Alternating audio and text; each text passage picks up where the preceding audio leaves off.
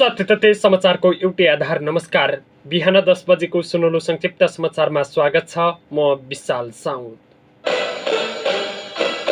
तपाईले हाम्रो यस समाचारलाई इन्टरनेट, अनलाइन, मोबाइल एप्लिकेसन र रेडियो मार्फत संसारभर एकैसाथ सुनिराख्नु भएको छ। कैलालीमा मृत भेटेकी सुत्केरीको देवरबाटै हत्या गरिएको खुलासा भएको छ।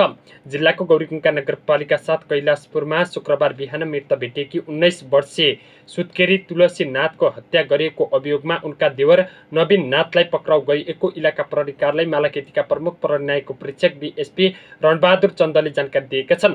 प्रमुख प्रहरी नायक उपरीक्षक डीएसपी रणबहादुर चन्दका अनुसार नवीनले सुनका गहनाका लागि आफूले भाउजू सुतेको बेला सिरानीको मुख च्यापेर हत्या गरेको बयान दिएका छन्। भाउजूको हत्यापछि कानमा लगाएका सुनका गहना निकालेर घर नजिकै ढुङ्गामुनि लुकाएको अवस्थामा फेला परेको जनाएको छ।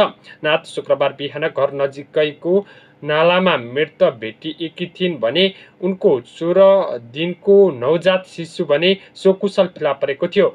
बाहिर घाउ चोट नदेखिएका कारण उनको मृत्युको कारण पत्ता लगाउन सकेको थिएन। तर कानमा लगाएका गहना फेला नपरेपछि उक्त कोणबाट अनुसन्धान गर्दा हत्या भएको तथ्य भेटिएको थियो। कैलालीका प्रमुख प्रहरी उपरीक्षक बाल नर सिंह राणाले जटिल अवस्थामा पुगेको घटनालाई सूक्ष्म अनुसन्धान गरेर सफलता प्राप्त भएको बताएका छन्। उनले जिल्ला र इलाका प्रहरी कार्यालय मालाखेतीबाट खटिएको विशेष टोलीले घटनाको सत्य तथ्य पत्ता लागेको बताएको छ।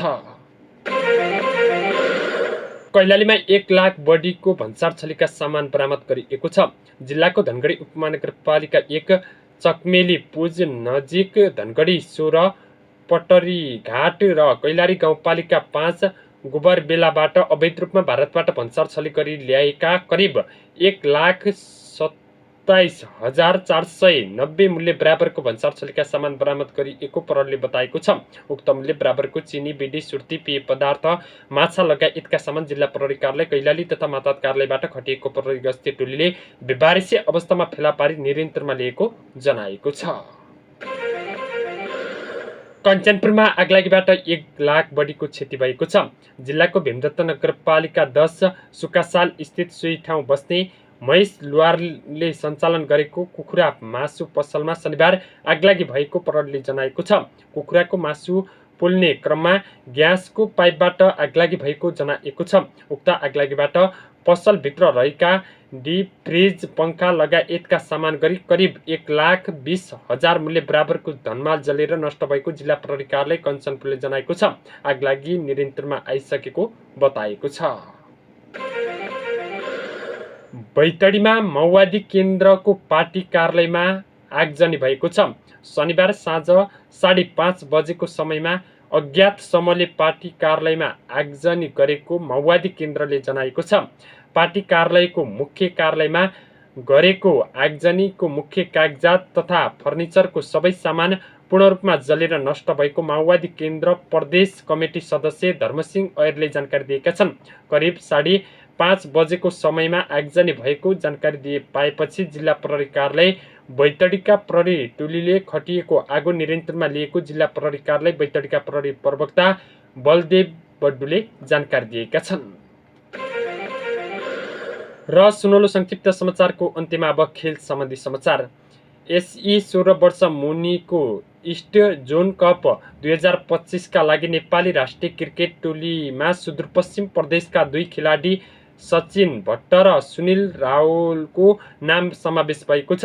दुवैजना लेग स्पिनर बलर हुन् र उनीहरूको राष्ट्रिय टोलीसँग मिलेर आइतबारदेखि मलेसियामा आयोजना हुने प्रतियोगितामा नेपालीलाई प्रतिनिधित्व गर्नेछ। विपिन प्रसाद शर्माको कप्तानीमा नेपाली राष्ट्रिय U16 क्रिकेट टोलीको घोषणा भएको छ। नेपाली क्रिकेट संघले विपिनको कप्तानीमा ACC men's U16 east zone कपका लागि 16 सदस्यता टोली घोषणा गरेको बताएको छ। हौस् त बिहान 10 बजेको सुनौलो संक्षिप्त समाचार यही पुरा हुन्छ। प्राविधिक मित्र दिपा आचार्यलाई विशेष धन्यवाद दिँदै समाचार कक्षका सम्पूर्ण सहकर्मीसँगै म विशाल साउथ पनि बिदा हुन्छु। नमस्कार।